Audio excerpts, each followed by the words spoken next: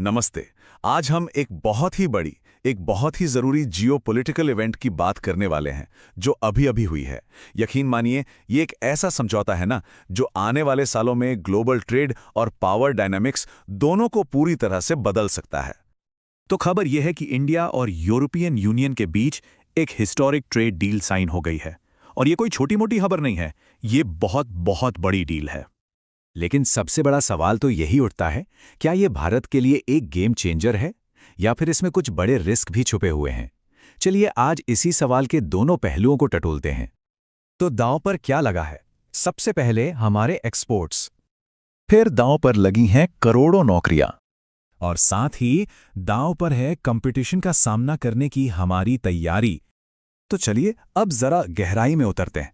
देखिए, ये समझना बहुत जरूरी है कि ये कोई आम ट्रेड एग्रीमेंट नहीं है। नहीं, ये असल में दो बड़ी ताकतों के बीच एक स्ट्रेटेजिक अलाइनमेंट है, एक ऐसी साझेदारी जो ग्लोबल पावर शिफ्ट में एक नया चैप्टर लिख सकती है। अब इसे ऐसे समझिए, एक तरफ है यूरोपियन यूनियन, दुनिया का सबसे बड़ा प्रीमियम मार्केट, मतलब जहां क्वालिटी की कदर होती है, और दूसरी तरफ है भारत, दुनिया की सबसे तेजी से बढ़ने वाली ग्रोथ मार्केट। तो एक को क्वालिटी चाहिए, दूसरे को ग्रोथ। ये दोनों एक दूसरे के लिए बने हैं, और यही बात इस डील को इतना पावरफुल बनाती है। तो असली बात यही है, ये सिर्फ ट्रेड नहीं है, ये एक पावर शिफ्ट है। मतलब बात सिर्फ सामान खरीदने बेचने की नहीं है, बात जियोपॉलिटिकल इन्फ्लुएंस की है। तो आइए अब देखते हैं कि इस डील से भारत को कौन से 4 बड़े फायदे हो सकते हैं। What's in it for India? सबसे पहला और सबसे ऑब्वियस फायदा, एक्सपोर्ट्स में जबरदस्त उछाल। सोचिए, भारतीय इंडस्ट्रीज के लिए यूरोप का इतना बड़ा और रिच मार्केट खुल जाएगा। और इस एक्सपोर्ट बूस्ट का सबसे ज्यादा फायदा किसे मिलेगा? कुछ खास सेक्टर्स को, जैसे कि हमारा textile sector, pharma, engineering goods और ऑटो पार्ट्स। इन सेक्टर्स में तो ग्रोथ की एक नई लहर आ सकती है। दूसरा बड़ा विन है जॉब्स, और साथ ही एमएसएमईज के लिए बूस्ट। देखिए, सिंपल सी बात है, जब एक्सपोर्ट बढ़ेगा तो फैक्ट्रियों में प्रोडक्शन बढ़ेगा, प्रोडक्शन बढ़ेगा तो ज्यादा लोगों की जरूरत पड़ेगी, और इसका सीधा फायदा हमारे छोटे और मंझले उद्योगों को होगा, जो हमारे देश की जॉब क्रिएशन की रीढ़ हैं। तीसरा फायदा है यूरोपियन इन्वेस्टमेंट। इस डील के बाद यूरोप की बड़ी बड़ी कंपनियां भारत को एक रिलायबल मैन्युफैक्चरिंग हब की तरह देखेंगी। मतलब यहां पैसा लगाने के लिए और भी अट्रैक्ट होंगी। और ये इन्वेस्टमेंट आएगा कहां? सबसे ज्यादा उम्मीद है टेक, मैन्युफैक्चरिंग और सप्लाई चेन जैसे क्रिटिकल एरियाज में। इससे हमारी इंडस्ट्रियल स्ट्रेंथ और भी बढ़ेगी। और चौथा और शायद सबसे बड़ा फायदा है ग्लोबल पावर।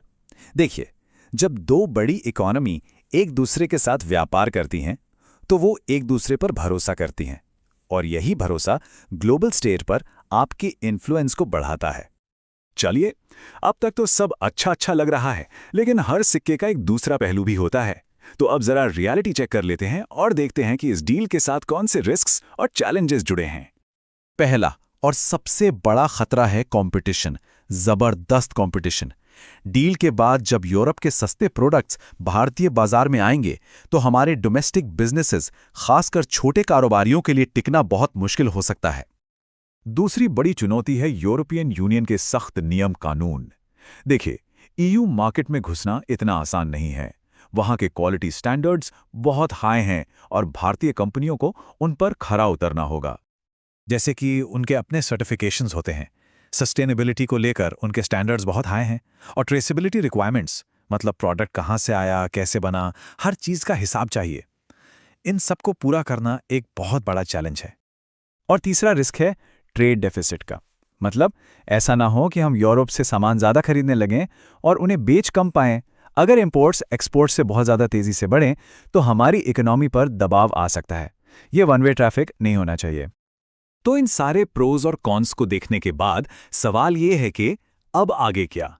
भारत को अगले कुछ सालों में क्या कदम उठाने होंगे ताकि ये डील एक बहुत बड़ी कामयाबी साबित हो? सीधी सी बात है, भारत को अपग्रेड करना होगा, और तेजी से करना होगा।